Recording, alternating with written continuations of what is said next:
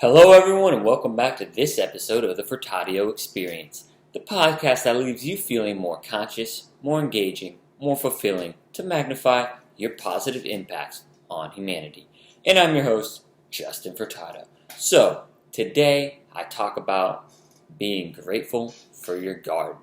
And what in the world am I talking about? Being grateful for your garden. Of course, Justin, I don't have a garden. Your life is a garden. Alright, so here, I'm going to make this little metaphor right there for you. So yesterday I had the opportunity, so a lot of times, especially Tuesday, Thursdays, I normally sub out of school from, 8 a.m. to 3:30, and I'm in my car at 7, and then I try and create in between. After I get out of 3:30, I go to like a Starbucks or something before I go to work at my coaching gig, and it's a little tiring, and sometimes obviously you get to get the tired brain being like, oh man, like I just wish we had a little more like consistent job, because the substitute gig is not always the most consistent. The brain just looks at other gardens. Essentially, it's just like, I wish I had that. And I was just overthinking quite a bit, and I really had to ask myself. I was like, kind of come back into the moment, be a little bit more conscious of, is this really me, or is this, my subconscious talking, and kind of going into that. And then sometimes it's like you're thinking too much, and really at the end of the day, I just had to be like, like, this is a really cool opportunity for you to, number one, like my garden right now, and the opportunity to be a substitute teacher, to go around, connect with youth from all over the city, but also get an opportunity to learn Los Angeles, to learn what schools I would potentially want to work at, what grades, viewing it more as an opportunity. And it may still be a challenge to kind of develop and build those relationships when you're bouncing around different places, because those relationships with youth, and really with all humans, it takes more than one day. And a lot of times when you're subbing, it's only one day. So, it's like, oh, am I really making an impact? But, time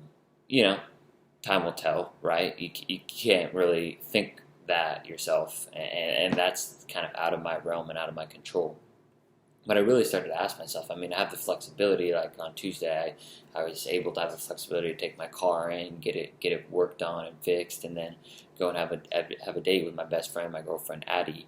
And I wouldn't be able to do that if I was a substitute and couldn't like create my own hours, but also get paid for my own hours.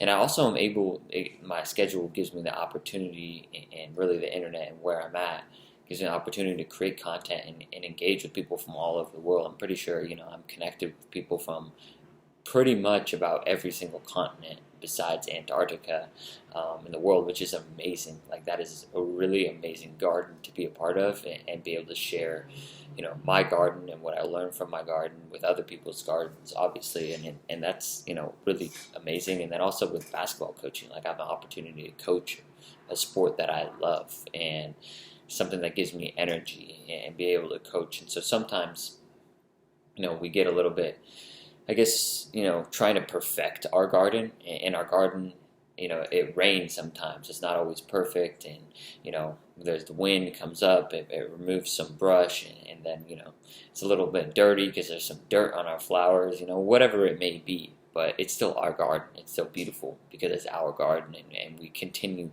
to nourish it and water it. So, making sure to nourish it with your exercise, with, making sure you're sleeping enough, making sure you're having, a healthy diet and a balanced life. So making sure you're taking care of your garden in that regard is incredibly important as well. So with that in mind, there is Damian Lillard is a point guard on the Portland Trail Blazers, and so his team has not necessarily underperformed, but they haven't made it to the finals, which is like the highest peak for the NBA. And a lot of people were like, Dame, you got to go somewhere else, right, and go win a championship somewhere else. But he actually sat down with the Lakers, LeBron James and Anthony Davis, and heard them out, heard their pitch. But essentially what he told them is, the grass is not always greener, and reference a couple other players going around and trying to chase,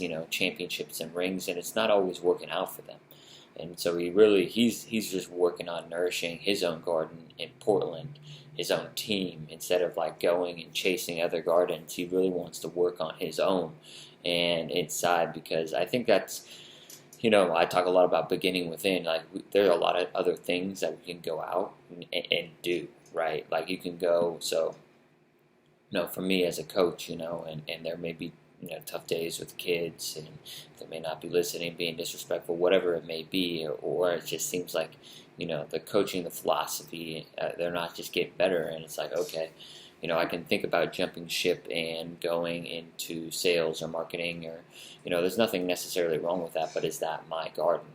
Do I want those activities to be a part of my garden? And you have to ask that for yourself, really looking at yourself. So being grateful for your own garden, what you have, is an incredibly important part to, being a great farmer, or being content with your garden. Because if you're always giving your attention to other people's garden and you're not tending to your own, weeds are going to grow, and you're not going to be able to cut them and be able to take care of your garden as much as possible. And you're always going to be comparing your garden to other gardens. So make sure that, the mic fell. So make sure you're taking care of your own garden.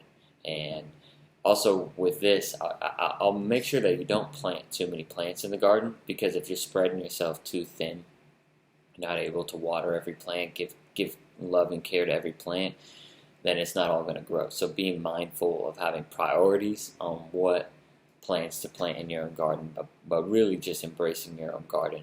I'm curious, as we wrap up, what are your thoughts on this episode? Did you like this kind of metaphor to a garden? Did it help you kind of break down and think about your own life in terms of making it a little bit simpler? For the one or two people that are listening, I appreciate you. Really would love to hear you. Don't be a stranger. Email me, contact me on social media, whatever it may be. Like, please reach out. Let me know what you think. Like, I want to collaborate. I want to make sure that I'm making content that serves you in the best possible way. Hope you all have a wonderful day whenever you're listening to this, and I will come into your ears and eyes if you're watching on YouTube soon.